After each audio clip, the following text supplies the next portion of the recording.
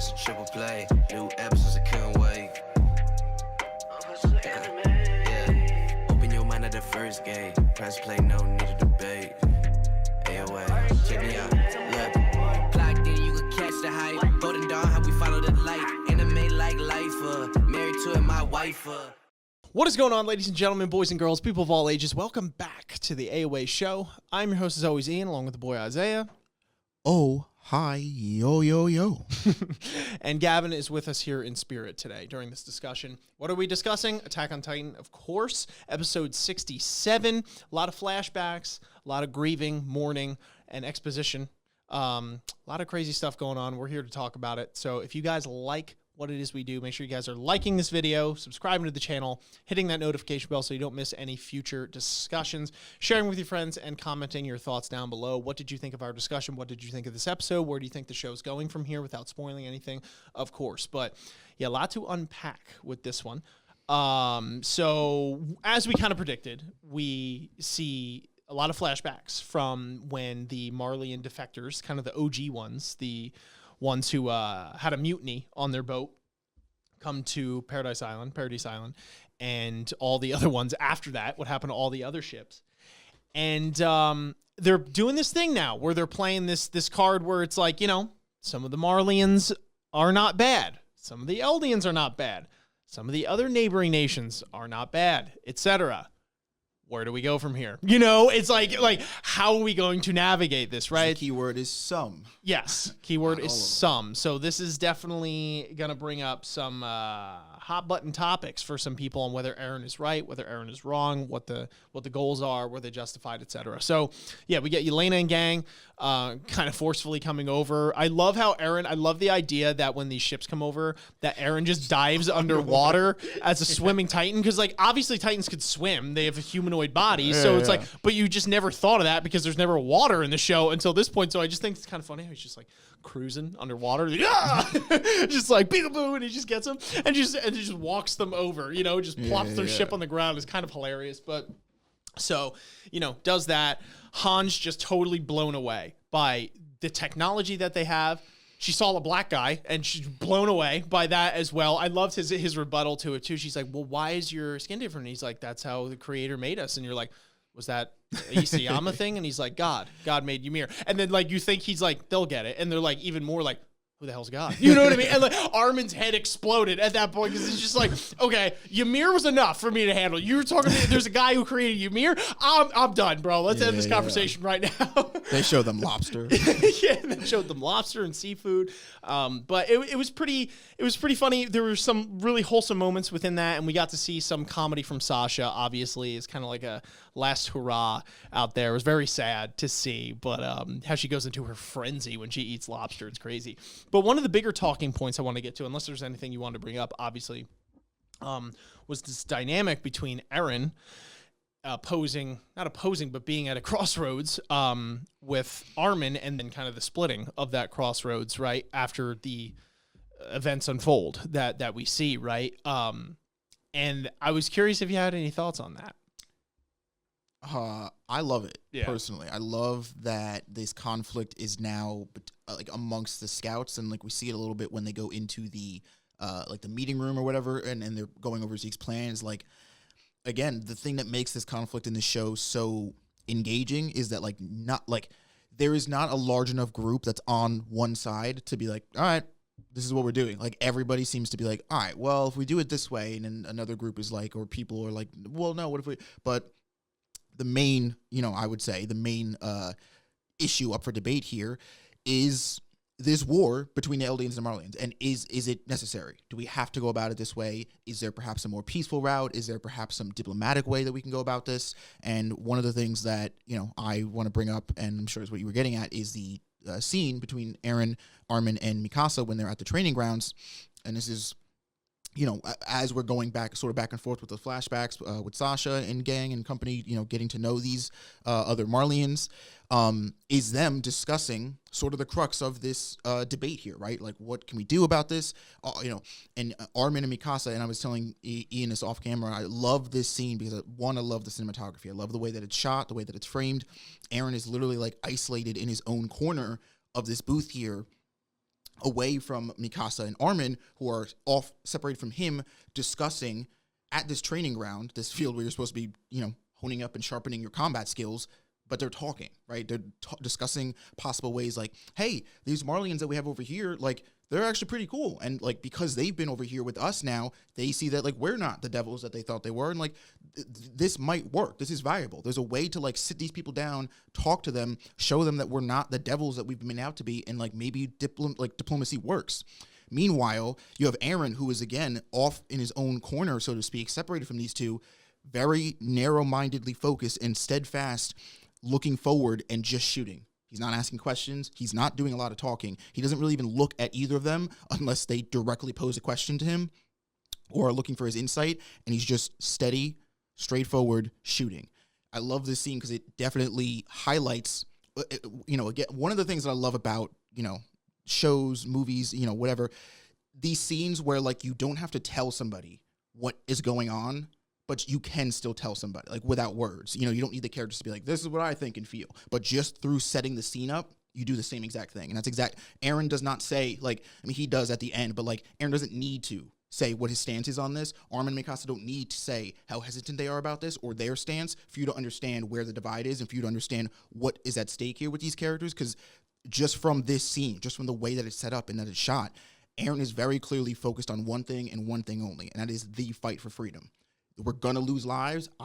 As Eren, I'm going to have to take lives, but that is much better in my mind than rolling over and just dying, or rolling over and hoping that the Marleyan side, or enough of them, see the good in us, or, what have you. If we die, because if that doesn't work and we die, everything we've done up to this point was for nothing. And this cycle is just going to repeat, and our people are going to continue to be oppressed and oppressed and oppressed. And Armin and Mikasa make the stance, well, if we don't try, these people are always going to see us as the devils that, we've been touted to be, which again makes sense. And that's what I love about this, the complexity in this argument. It's not one side is right, one side is wrong, because then to counter that argument, you can sort of be in the camp of like, okay, that makes sense. But then they bring it up in this scene. The main factor that's against us is time. We don't have the time to sit all these Marleyans down and convince them. And even if we do, who's to say that all of them will be convinced? Some of them, obviously the actual Marleyans more so than the ELDIANs that are on the Marleyan side, are steadfast. We see this in the soldiers, right? When they're given ample opportunity to like stop what they're doing, think about the scenario they're in, but like, no, they'd rather die than even think about the idea that like this world and the people in it could operate and function in a different way than what they've been told.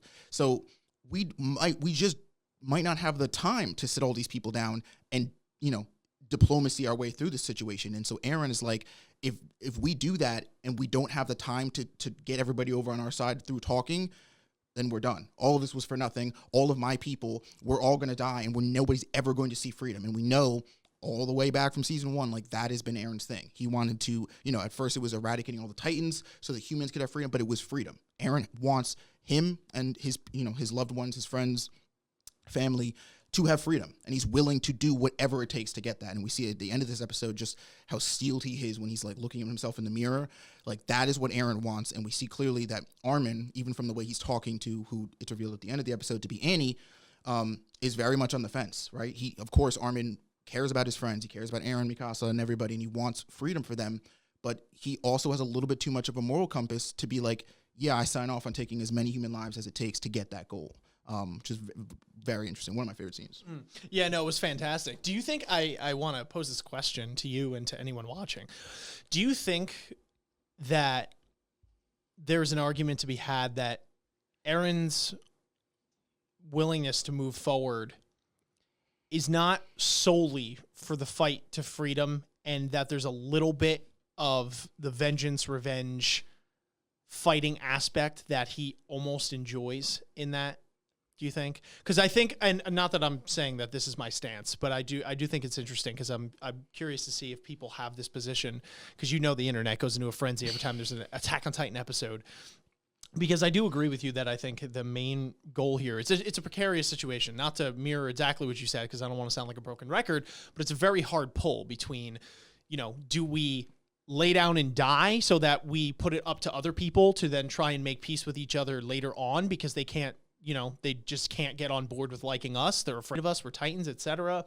Do we fight in spite of maybe with more time being able to resolve this where it's the best case scenario? Do we believe that humans are capable of doing that, or the Marleyans or any other nations to begin with, etc.? And now that it's like we have this golden, nugget, this hanging apple swinging from the tree in the form of Zeke with this plan now that he says is going to be able to, have the Eldians regain freedom. It's a very tempting proposition to make. So like, and he only has 3 years to do it. So it's like, okay, yeah, Armin, like you said, maybe, you know what I mean? But it's like, I'm not playing for maybes right now. You know what I mean? Like, I'm not playing for like, I'm going to leave this up to everybody else to make the decision on. Eldians are not free, and I'm going to do that. But I am curious to think, because while watching that scene, I couldn't help but think that it was like Eren almost seemed like he didn't want to even see another side of it. And I don't know if that's the case. Maybe, again, we're talking about memories and stuff like that too, because he does go to Armin. He's like, you saw Berthold's memories, right? Yeah. Okay, I'm gonna keep shooting. You know what I mean? And like goes to his thing. So it's definitely, but I'm curious, if it's like there is some element of vengeance or like this goal-oriented thing that Eren has where it's like, because Armin says at the end of the episode, he's like, Eren was going to make this choice no matter what, right? He basically took it upon himself. So it was like, is it all for freedom in that case? Or is it for some sort of self-serving vengeance, at the same time? Do you have any thoughts? Do you think there's a little bit of that, if any? I definitely do. I think the main question, at least with Eren as a character, is like which side of him is, majority rules here. Like if he's like, yeah, I am pissed and I am really angry that like these people have done this for so long, but like my priority is the freedom. And I do actually ultimately think that it is that way. Personally, I think it is more he is focused on the freedom, but I definitely don't think it's like he's playing the soulless hero here, because I do think he's pissed and I do think he's angry and I think he wants revenge. And I think that has been, again, as we've seen from season 1, like that is such a driving force for this character, right? He has been so led by his emotions, and that's what I think is so important to think about in this season, because with the last 3 seasons, every time we saw Eren, like it was so easy to see where his emotional state took him in terms of his actions and what he thought and what he wanted to do, this and that.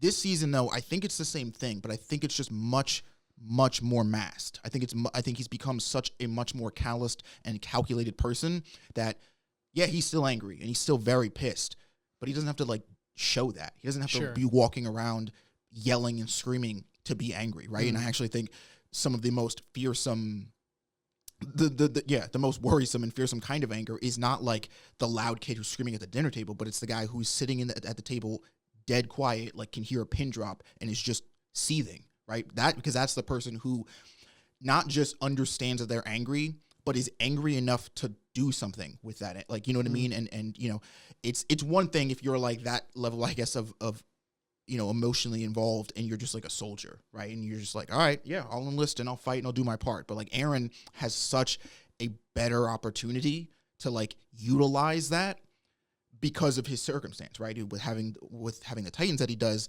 that I would think in Eren's mind, he's like, I have to, like, I have this power. I have to do something. Like it's interesting just to tie in a little bit here. We recently just finished this first season of Solo Leveling, and one of the things that like really gets in my mind with these protagonists is like, if you are somebody who is gifted X ability or X power to do something, and so let's take Attack on Titan. If you as an Eldian are given the power of the Attack Titan, and some more Marleyans come over and kill some of those Eldians, and you do nothing because you're like, well, hold on, I have this power, but who am I to jump in and get involved in a situation that wasn't about me personally? And those Eldians die, is that your fault? Because you had the power to do something about that. You could have turned that tide. Again, from a regular soldier standpoint, it's a different story because you're people against people. But when we're talking about these people who are given abilities that far surpass the circumstances that they're around, like, I think Eren also, coupled together with his want of revenge and his anger and his frustration towards the world and Marleyans, coupled with the desire to give him and his friends and everybody the freedom that they so desperately deserve, is a sense of responsibility. I think he feels like he has to be involved in this. He has to do something about it, because moreover than we as a group, as the Devils of Paradise, as Eldians, whatever, moreover, then we need to fight. Like, I have to do something. I'm the one who's given this power. I can't just let it go to waste, because if who's to say whoever gets this next is going to think the way I do? Like, somebody has to act with this, and that person is me. Yeah. Yeah, no, very well put. I was curious to hear your thoughts, and you delivered. But speaking of which, we talk about Zeke's plan. This was the next big talking point I wanted to get into. What the hell is it? What is his big brain move? Giga brain. Zeke is Giga brain. Okay, so like, first of all, Zeke Maximus. how Zeke Chaticus Maximus? Okay, how freaking long has he been turncoat against the Marleyans? Which I'm curious about, because given Grisha's books and journals, he turns as a child them in. But I wonder if, because I would assume that he's not like, okay, part of my plan is I got to turn in my parents, right? Like, I do think as a child, he genuinely was, you know, trying to look out for safety. But I wonder what the turning point was for Zeke. And because they don't explicitly state it, right? Is the turning point after he showers them all with rocks? Is it before that? And he's really playing the long haul here. And it almost, I don't know for certain. And there's context clues that would lead you to believe every time they shed light on this plan, it seems like it's a little further back that he was having this mindset, to where I think he may have been playing like super long game here. Like, even when he was killing those scouts, is my prediction, he may have been in some sort of. You mean like season 3? Maybe. I don't know. I don't know for certain. But like, the more they keep shedding light on this plan, I'm like, dude, this was like, you don't just like think this up on the spot, bro. This is like a super long con thing. And with the context clues of him being like, Eren, I'm going to come and save you from this, right? And when he crushes the rocks and he's pissed at the fact that all the scouts are charging at him, and he's like, why? Like, why are you coming at me like this? And he's like, and then he crushes it. He's like, you got to stop acting like your father. Where it was like, I didn't, now like looking at that in a new light, and I could be overanalyzing this, but I don't know if it's a sense of like, I get it, what you're saying, but like, you son of a bitch, dude, like, you're going about this the wrong way. Or that all could just be dead wrong. And it was really when he went back, he went back, that once he saw the scouts, when he saw their honor, their bravery, etc., then he went back and schemed. But regardless, it's been about 4 years at least. So he's been scheming this for a while. And like, what the hell is his plan? Because we see vials of Titan serum that the mutineers took from Marley and the ships, and they stole it. So like, what's the purpose with that, right? Because I don't think they eradicated all of the Titans by the island, right? I think they did. Oh, did they eradicate every single one of them? Because okay, I messed could that up. be wrong in the way I interpret it, but I think that scene when they're drinking the tea and they're talking, the reason, that's what one of the things that Yolanda sheds light, right? That's her name? Yelena. Yolanda. One of the things that she brings up is when they're talking, she's like, yeah, and this is a pretty cozy spot you have here. To be honest, I probably wouldn't have agreed meeting here because it'd be dangerous, because we know that Titans are going to be active soon because the sun is coming up. And like, judging by how you guys have set up a whole camp here, I'd estimate that's not a problem, because that means you took them all out. And I think that was the whole thing again at the end of season 3. Okay. It was the reason that they got to that border was because once they conquered Big Titan, who drags himself through the ground. What was his name? The father of Historia. I forgot his name too. Once they had Fritz something. Once they had conquered him, it was just roundup game. And now that they had Eren, like, as far as getting rid of the rest of the Titans. Yeah. So I didn't know. No, it's a very good point. I didn't know if it was just that section, or if it was like there were Titans still on the outside, right? Because those are people that may have been kicked off and yeeted by Marleyans, and like, that's just kind of been like a constant flow. I think it was or all if they're of them, killing them because quickly they were like enough. literally on the shoreline. So I feel like if there were Titans on the outskirts, like, that you would. That's a very good point. Okay, now that I got that clarified, no, that makes a lot of sense. So I'm going off the assumption that they killed almost all of them, if not all of them. Okay, the vials make more sense then now, because maybe he just needs a couple people to turn into Titans for whatever reason, because he can control them. Because at first I was like, why the serums? Because if there were Titans there, I'm like, these are just going to turn people into their same thing. So like, why do you need these? But that makes sense. So Zeke's got some sort of thing. He's got the vials. He's got Eren. He's got himself. Okay. And he's got 3 years. Not even. He's got like a year left, right, at this point, to enact whatever plan is going down. He's finally within captivity of Paradise Island. What the hell is he planning? But he's saying this could be the liberation, this could be the freedom. And Eren is thinking, oh, we have the ability to release the ones in the walls and millions of Titans, etc. But I don't know if that like where Zeke's motivations lie. If it is strictly for the freedom of Eldians, what made him think that? What made him think that the freedom of Eldians were more important than the lives of everybody else on Earth in general, right? Because you got to remember his roots when he was a child, his natural inclination was to save his grandparents in lieu of giving up his parents, right? Yeah, so like exactly. So it's like I don't know if it's so cut and dry as like Eldians first, everybody else is getting annihilated, or what the deal is, right? And like how this plan all comes to fruition, depending on what it is. I don't know if you had thoughts, but I think it's incredibly interesting. It is. I think so. Yeah, I definitely think that, I agree with what you're saying as far as the Titan Serum thing, because I think, again, the other thing that the Titan Serum specifically gives him is control over those Titans and when they get released. Because obviously, if he just like grabs some randos running around, it's like they gotta beat big Titans until whatever. So he can like inject a bunch of people, send them somewhere, and you know what I mean, and then on cue release them. So yeah, at least if that's part of his plan, I think that's the biggest thing. What you brought up earlier that makes me so uneasy about Zeke is I don't know like where his allegiance lies. He is best award for best actor goes to. He's such a good actor in terms of like playing the size he's got to play and fitting into the role he needs to. Where I don't know if he's doing this for strictly the Eldians, which would imply Eldians, right? So Eldians over at Marley, Eldians here. Like he just wants the Eldians as a people to get their freedom back. I also kind of weirdly think he's like above both sides, and he could be he's out to like get the secret of the Titans, and whatever that is. I that one is my least agreed upon theory, because I don't think he has that much knowledge to be able to formulate a plan around that. But yeah, we do know that he's been planning this for a long time. I think it probably started with him after Levi manhandled his ass. I think once that happened, he was like, okay, let me see if we can do this a different way. Because I think after that, he was like, because after that fight, he has a line to Eren where he's like, don't worry, Eren, I'm going to save you one day. I think he's speaking to on two fronts. He's speaking to Eren as his family member, as his stepbrother. Like, I'm going to save you, my brother, and two, as an Eldian. It's like, don't worry, when my plan is done, all Eldians will be free. But yeah, it's like, what is the goal? Is it just to like launch a mass fucking army of Titans on Marley? Because right now they only have the Jaw Titan, assuming he's up in any sort of condition to fight, and the Card Titan, I think, and Reiner. I think well, as far as I'm concerned, Reiner's an outlier. He's there, but I think if they gotta like line up the troops, like Reiner's might not even get out of bed. Reiner's just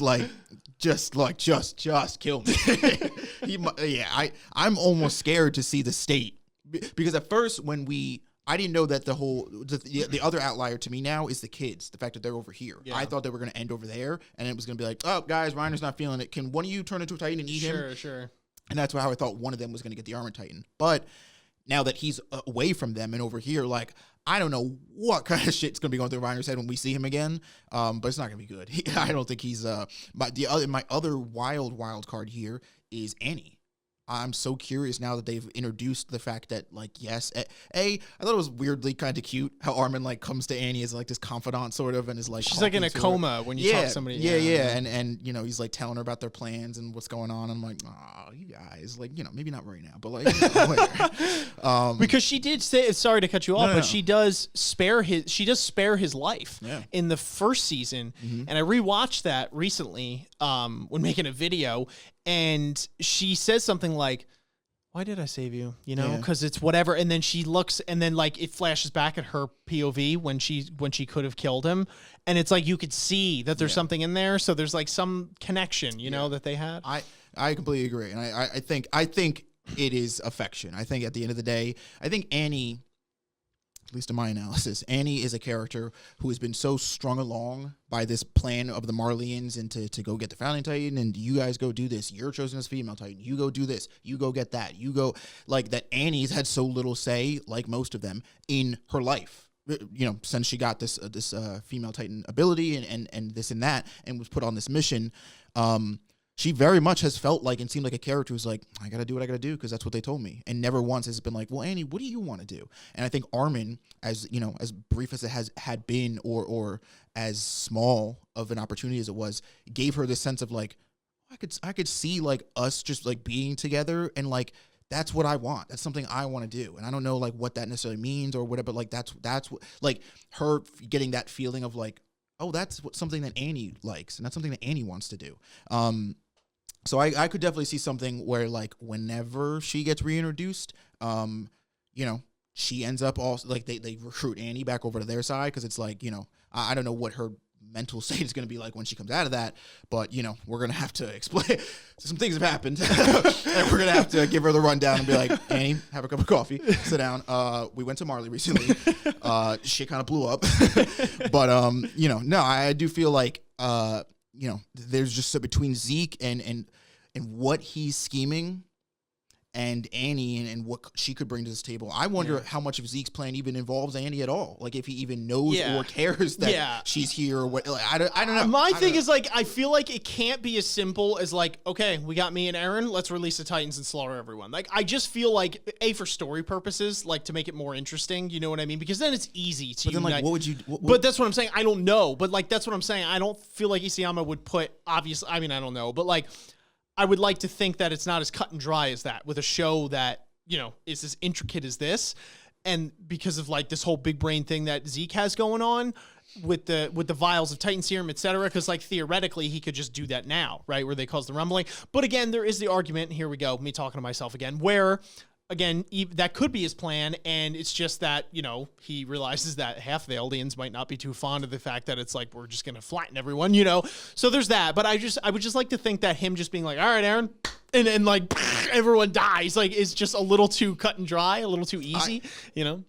The other thing that I think what's going to happen, I think right now, Zeke's plan might be some level of that simple, but I think, and I don't know how this is going to happen, the introduction and or knowledge given to somebody on this team here, this side of like the Titan scenario and situation in terms of like getting all the Titans together, Ymir, like something about that I think is going to complicate the plan of his, and it's going to throw it into this weird miscellaneous haywire situation where Zeke's like, all right, let's go and let's do, because again, if everybody's operating under no knowledge of that, that is new information that could potentially, you know, again, I don't even know like what I'm talking. I don't even know what this information is, but just the fact that like the fact that like these Titan powers have to have some sort of grandiose scheme purpose. I mean, like they're the literal supernatural element of the story. Somebody learns of that or what that means or what it could do or like what happens if you get them all has got to like come up at some point. Has got to throw this into some sort of like, oh shit, well now change of plans, right? Or like now X thing is different because we could do this and maybe that throw, because I do agree that it is a pretty simple plan, but it's like, to be honest, if Marley rolls up on our shore with every other nation behind them and they're like, you guys ready to fight? If we answer with a wall of colossal Titans and we're like, yeah, we are, that's a pretty good answer. So I don't know. Just swatting airplanes out of the sky, blimps and shit. And that'd be a freaking crazy fight scene. Yeah. And then lastly, we have, well, not lastly, there's like a million things we probably missed, but it's all right. It's intricate. It's complicated. We'll get there. Okay. Comment below. That's what you guys are for. So, but the last thing, Gabi, not taking it well at all. Falco just kind of like, you know, playing the Falco card, you know, just like, so yeah, we're going to see how that shakes up, because Zeke, you know, is like, I want to show the kids the sights, you know, and Levi's like, blah, blah, blah, because they keep him in the woods, and all that kind of stuff. So like, if there's going to be some turning of Gabi, right? And that's something that I genuinely, jokes aside, am interested in. If there is a point, because I think, unfortunately, it's not going to come to this because there's not going to be enough time. But I would be curious to see if Gabi is like, you know, assimilated, kind of like some of these other Marleyans who have been captured and weren't so gung-ho for getting captured at first and now are kind of just assimilated into society. Curious to see if Gabi was then assimilated along with someone like Falco, if Gabi, someone so full of hatred for someone, could change, if she wanted to change, right? And I think that's a big thing. I don't think she'd want to change, which is really the sad part, but like, could she, right, in that scenario? Now, unfortunately, because that would be an interesting antithesis to Eren in the sense that a lot of people compare Gabi and Eren to one another in terms of like their overwhelming sense of hatred and rage in the beginning, where it's like, if Eren, you know, had the ability to do whatever, like, could we turn this around with someone like Gabi? Do we, like, where we don't have to repeat this if we had enough time here? But again, I think that comes with a willingness to want to change, which I don't know if she has or wants to have, right? Which is the kind of the conversation we had with Eren before, where there might be a little bit of that deep-seated vengeance revenge plot going on, where it's like I kind of wanted to do this anyway. You know what I mean? Like, this kind of gave me the excuse. Laying down is too good for them. It's too good of an exactly, outcome for them. too much pride, etc. And I also just don't think there's enough time, because I think the world's going to come knocking before they were able to get that chance. So I'm curious how Gabi's role is going to be now. Gabi and Falco, you know, two opposite sides of the coin here, of the same coin, is going to shake up, being that they don't seem to be getting Titan abilities at any point soon, unless Gabi somehow snags one and then fights Eren or something like that. Yeah. So well, this is literally a harebrained theory. What if Gabi dies? I'm kidding. I'm not kidding. That would be cool. But what if Gabi and Falco like slowly get assimilated into, Paradise Island territory and all the people and stuff, and they start like mingling with a little bit of them, you know, not a lot of time, but just enough time to like maybe even get the seed of doubt in their heads of like, But then an opportunity presents itself where like maybe Marleyan come back, you know, come over, and they're like, they start fighting, and it's like, Gabi's like, all right, Falco, like this was fun, and I guess, but some of them are maybe whatever, but like, fuck it, let's go. They're here. And Falco's like, no, I'm not going back. Like I think that what they're trying to, you know, like what, and it splits them up. And then we get a thing of like Gabi maybe goes back and like it pits Gabi and Falco against each other as like the new generation, which again, Gabi, who's like much more in line with this, like, no, Marleyans are right. Like everything they've told us is true. They're clearly devils, which again, like you said, the crux of the believability in terms of if we can persuade everybody on a large scale, weirdly enough, I do think is going to reside in somebody in seeing how Gabi handles the situation. Because Gabi, that's what I meant. Gabi's character is worst case scenario. Yes. She seems like somebody who is so rooted in the systemic hatred that Eldians have felt over there, that she's like, yeah, Marleyans can do no wrong, like whatever. So if she comes out here or whatever, or she's shown these people's lives and stuff, and still thinks that way, it's like, that could not be for nothing. I don't think this is worth it. I don't think diplomacy is going to win. And, you know, and then if she does, it's like, okay, maybe. I mean, you know, she also killed Sasha. So if she just dies in a ditch somewhere, I'm not going to say anything. But, you know, yeah, I do think, you know, I think it's going to be very indicative if that's the route they go, because I don't even really know if that's what they're trying to do. If that's the route they go, how Gabi specifically, because I think for Falco, that's it. If that happens, once he sees them and how they interact and live and stuff, and once he sees other Marley, like, you know what I mean? I think that'll be enough for him, who's already a very open-minded person, to be like, oh, okay, yeah, you know, maybe, you know, this is the different way I was looking for diplomacy. Let's, you know, so yeah, Gabi is going to be the outlier, and of course she is, because yeah. I'm just curious for next week, for anyone who doesn't watch the after credit scene where it's like, next time on Attack on Titan, quick spoiler alert, 3, 2, 1. I think it's called a fair argument or sound argument. Yeah. That's interesting, because I think this is going to highlight a lot of the things we talked about here, especially Eren's thing, where it's like, I think it's Mikasa or Armin narrating, where it's like, if we die, if we lose, we die. We have to win. Or Hanj or someone. She's like, what call do you make? Who the hell knows? Yeah, like what kind of call do you make in that sense? I think this is going to be the real crux of the show here. You know, this ideological framework of freedom or security, you know, in that sense, or the air of pacifism or of fighting for what, you know, these sorts of things are going to clash. And I think that makes for a fantastic show, personally. Gets you thinking, gets the wheels turning. You know what I mean? It's really not a matter of like who's right, who's wrong. And I think that's what's interesting, right? In a lot of these scenarios, because there are a lot of people that are willing to pipe them and be like, this person's wrong, 100%, this is it. But then, you know, would never find themselves in that sort of situation. So you really don't know unless you were there, and God forbid anyone is, or let's hope they're not. But, you know, that's what makes this show interesting. It's like just having the conversations around these moral dilemmas. But anyway, that is our discussion today. Hopefully you guys enjoyed it.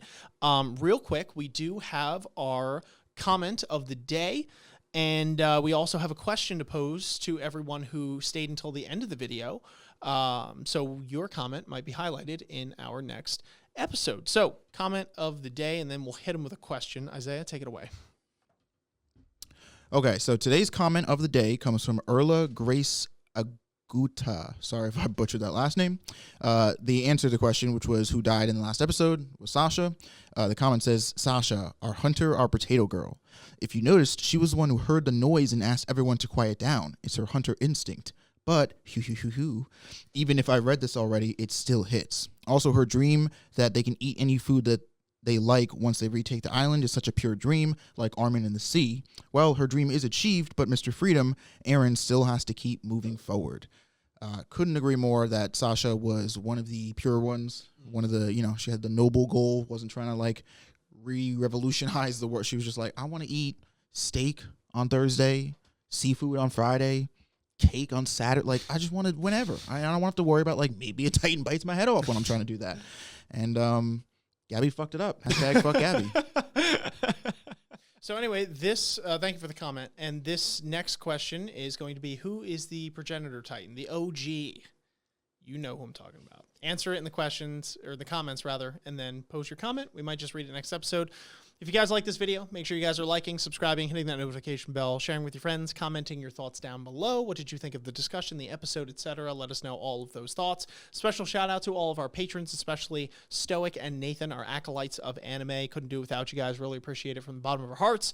But until next time, we will catch you on the flip. Peace. Peace. Ninjas are samurais, blaze of the kunais. Find me in the leaf of the cloud, screaming out Bankai. We just some ghouls though, who like seeing parts fly.